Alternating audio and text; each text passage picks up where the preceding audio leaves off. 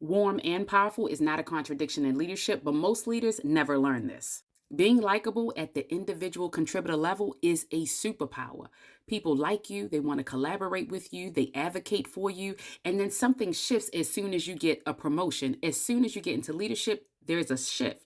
And here comes the game, and the game shifts because likability without authority is a completely different issue. People feel comfortable. In fact, they feel too comfortable. And when they're too comfortable, you begin to see exactly what's happening in leadership.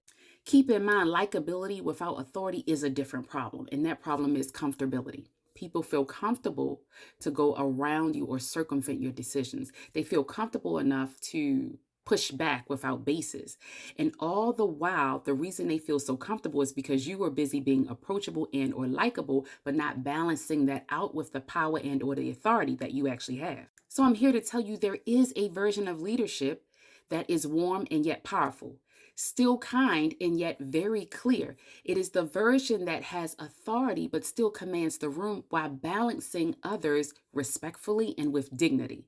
And somewhere along the line, that gap has been exposed and or missed by most leaders in leadership. You can be loved by the team and still command the room, and most leaders have not been shown where that line is. And since you haven't been shown, i.e., me, that's what I'm here for. So, if you want to hold both warmth and power, this is what it requires. As an executive leadership coach, I have worked with VPs and directors.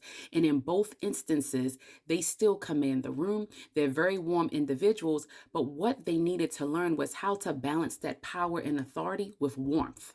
The beauty in being warm and powerful is this: they are completely clear about non negotiables. They're completely clear about what they stand for. They're completely clear in who they are, which means they've done the leadership identity work. And that work, my friends, brings about a beautiful flourishment when it comes to their leadership. And believe me, the combination of warmth and clarity builds the type of loyalty that likability alone could never hit on. Ever. It doesn't even compare. And here's why.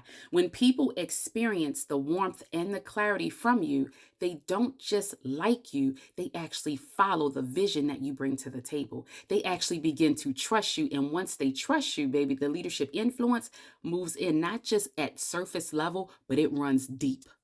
They trust you, they follow you, they bring you challenges before they become a crisis, and that is the ROI of having a balance of both of warmth and clarity. Now, if you want more, this is exactly what I talk about today at 4 o'clock in the Leadership Alchemy Masterclass. Do not get waitlisted. I will see you there. The other path is the executive identity audit, where I break down exactly where you're leaking leadership influence. Do not get waitlisted there as well. I'll see you there. Happy leading.